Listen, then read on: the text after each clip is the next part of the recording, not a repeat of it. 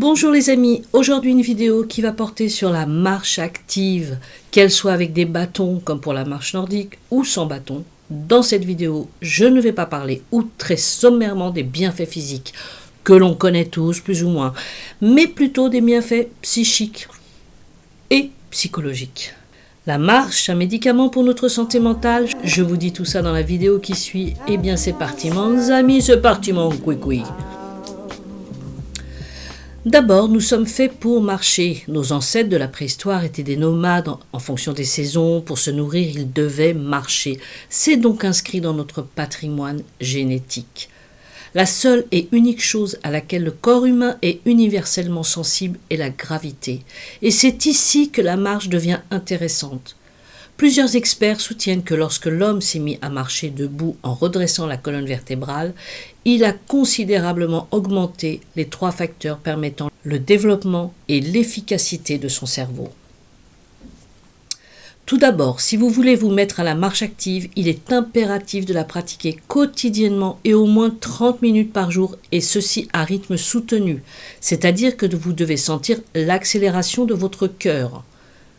Rapidement, on parle de l'équipement. Moi, j'opte pour des chaussures de marche montantes avec un bon soutien de la voûte plantaire. Prendre une demi-pointure supérieure à sa pointure habituelle parce que lorsqu'on marche longtemps, on est plus à l'aise, les orteils ont plus de place et surtout, ils ne vont pas venir cogner contre la chaussure. Choisissez tout de même des chaussures de qualité qui absorbent suffisamment les chocs. Les bienfaits physiques et psychologiques. En premier, le booster d'énergie par excellence. L'Institut de recherche aérobique à Dallas a dirigé une étude sur 400 sujets souffrant de fatigue chronique. Les chercheurs ont constaté que la marche rapide a permis à ces personnes d'éradiquer leur pathologie. L'état de fatigue est très lié à la sédentarité. Elle affaiblit les muscles, diminue la condition physique et peut provoquer à terme des maladies chroniques. La personne est dans une espèce d'incapacité de soutenir durablement un effort, tant physique que mental. Elle est dans un état de fatigue chronique, elle va aussi souffrir d'un manque de tonus et d'énergie, ce qui va impacter sur son moral. Un cercle vicieux s'enclenche, les ressources nécessaires pour bouger font totalement défaut. En pratiquant la marche soutenue, on augmente l'afflux sanguin vers les muscles ainsi qu'un meilleur apport en oxygène dans le cerveau, ce qui déclenche une hausse du niveau d'énergie. Plus la pratique est régulière, le muscle est davantage entraîné et résiste à l'installation d'un état de fatigue chronique. En brûlant des calories, on nettoie aussi l'organisme. C'est un peu comme lorsqu'on pousse sa voiture sur l'autoroute pour la décrasser. Et grâce à la pratique régulière d'une activité physique, ici, en l'occurrence la marche active, le muscle est plus entraîné et résiste à l'installation d'un état de fatigue. On se sent moins fatigué. Et je peux le confirmer, depuis plus d'1 an, je pratique la marche active à raison de d'1h30 à 2h par jour. Globalement 5 fois par semaine, quelquefois 6. Auparavant, tous les 3-4 mois, je faisais comme un état grippal qui ne dit pas son nom, avec une grande fatigue. Je suis tellement faible que je suis obligée de garder la chambre et je peux vous assurer que le premier jour, je dors quasiment toute la journée. Depuis que je me suis mise à cette activité, je n'ai pas eu ces périodes de grande fatigue. J'ai une énergie que j'ai rarement éprouvée dans le passé. Je peux le dire haut et fort, la marche a réellement amélioré ma santé. En 2, santé émotionnelle, réduction de la dépression. Par l'amplification de la respiration qu'elle déclenche, la marche permet une meilleure oxygénation, propice à générer le calme intérieur et l'équilibre. La marche permet 1. Libération des endorphines. 2. Libération de la dopamine. 3. Stimulation des mitochondries. 4. Réduction du cortisol. Alors, 1. Les endorphines sont les hormones du bien-être. La libération de ces endorphines qui se produit pendant la marche permet de mieux se situer dans sa vie et de renforcer l'estime de soi, en plus de ressentir un bien-être quasi instantané. En 2. Libération de la dopamine. La dopamine est un neurotransmetteur.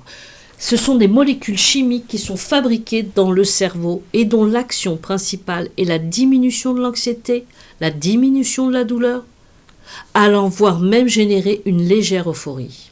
En 3, la stimulation des mitochondries. Les mitochondries sont le moteur énergétique de nos cellules, ces petites usines qui se trouvent à l'intérieur même de nos cellules. La stimulation de ces mitochondries vont à leur tour solliciter l'organisme de façon à ce qu'une sensation de bien-être s'installe. Et en 4, réduction du cortisol. Le cortisol, hormone du stress. Sachez que la sécrétion de cette hormone entraîne à terme le vieillissement des cellules nerveuses du cerveau. Avec la marche, on réduit la sécrétion de cette hormone, apportant un formidable tranquillisant naturel, donc effet antidépresseur.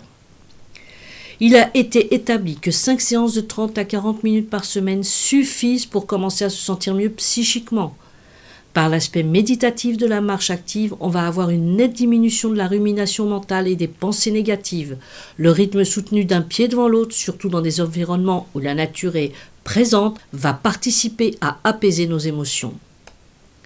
L'ANSES, l'Agence nationale de sécurité sanitaire de l'alimentation, de l'environnement et du travail, insiste dans son rapport d'expertise collective de janvier 2016, une pratique régulière jusqu'à 90 minutes d'activité physique quotidienne à intensité élevée, ici la marche active, réduit le risque de stress et d'épisodes de dépression et d'anxiété. Plus on sera régulier dans la pratique, plus faible est le risque de développer un état dépressif. Cette activité se pratiquant le plus souvent en plein air, elle va nous apporter un état de joie grâce au processus élevé se produisant pendant et après l'exercice. Pour toutes ces actions métaboliques, on peut dire que la marche active est un véritable générateur de bien-être mental. En 3, tonifiant du cerveau, activité cérébrale stimulée. Avec l'âge, les capacités cognitives, notamment la mémoire, déclinent du fait du vieillissement des cellules et de la diminution, voire de l'atrophie de l'hippocampe. L'hippocampe est une petite zone du cerveau qui joue un rôle essentiel dans la mémoire spatiale et la mémoire que l'on a des événements passés. Perte de mémoire et oubli peuvent alors devenir de plus en plus fréquents, passés 50 ou 60 ans. L'hippocampe a tendance à s'atrophier chez les personnes atteintes de démence. D'ailleurs, cette anomalie est aussi un marqueur précoce de la maladie d'Alzheimer. Et puis par les impacts du pied sur le sol, la marche, et encore plus la course, il faut bien l'avouer, modifie le flux sanguin cérébral en envoyant des ondes de pression à travers les artères. Ceci peut augmenter l'apport de sang au cerveau et oxygéner toutes les structures neurologiques et avoir ainsi une meilleure vascularisation de l'hippocampe. Ces mouvements répétés que vous effectuez en marchant encouragent les muscles de la posture à s'entretenir et permettent à votre cerveau de mieux fonctionner. Précisons tout de même, ces effets bénéfiques se poursuivent sur plusieurs mois après l'arrêt de l'activité physique. Mais attention tout de même, tout ça fonctionne quand il y a fréquence et régularité dans l'activité. Pour lutter contre le vieillissement du cerveau, toutes les activités physiques ne se valent pas. Ce sont uniquement les activités dites aérobies, c'est-à-dire celles qui augmentent l'oxygénation de l'organisme, qui font respirer si vous voulez, comme la marche, le cyclisme et la course. En 4, créativité augmentée, connexion entre corps et esprit. Ne dit-on pas sortir prendre l'air ou bien changer d'air ou encore se changer les idées? Quand les idées ne viennent pas, qu'on a besoin d'y voir plus clair ou encore trouver des solutions, on ressent clairement le besoin de s'aérer l'esprit. Alors on va faire une balade, on va marcher. Le simple fait de marcher stimule nos connexions neuronales. Notre cerveau se met à voir des choses autrement en boostant par là même notre pensée créatrice. Le moment est propice à la réflexion, nos idées se libèrent d'un trop-plein d'activités, notre cerveau prend le temps de s'échapper vers de nouvelles réflexions. La force de la marche serait donc d'avoir le temps de retrouver ce dialogue intérieur et de pouvoir, tout en avançant à son rythme, associer, émettre des hypothèses, peser le pour et le contre d'une décision, laisser enfin divaguer ses pensées pour qu'elles s'enrichissent. Un groupe de chercheurs de l'université de Stanford aux États-Unis qui s'est penché sur les bienfaits de la marche sur la créativité en ont conclu que lorsque l'on marche, les idées créatives sont haussées de 60%. D'ailleurs, plusieurs études convergent vers le même constat. La marche a un rôle direct et immédiat sur plusieurs aspects de la créativité. La marche effectuée à l'extérieur apporte de meilleurs résultats dans la qualité même des idées. De plus, il était observé que la marche permettait de trouver des analogies de haute qualité, faisant apparaître une réflexion beaucoup plus profonde. Et si je vous dis les 5 Blue Zones ?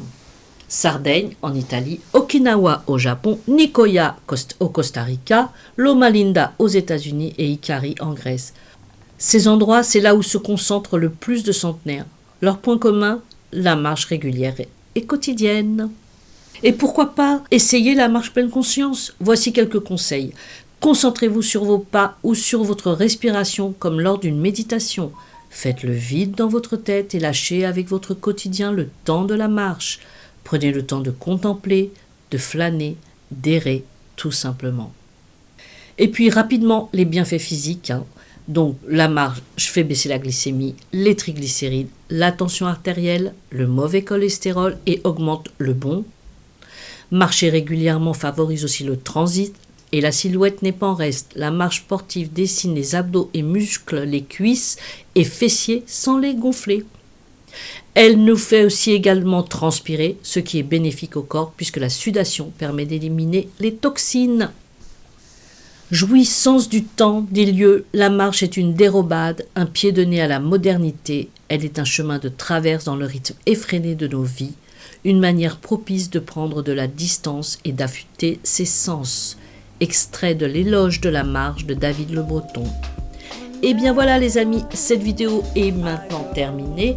N'oubliez pas, vous méritez, nous méritons le meilleur. Beslema, Filemen, arrivederci, goodbye.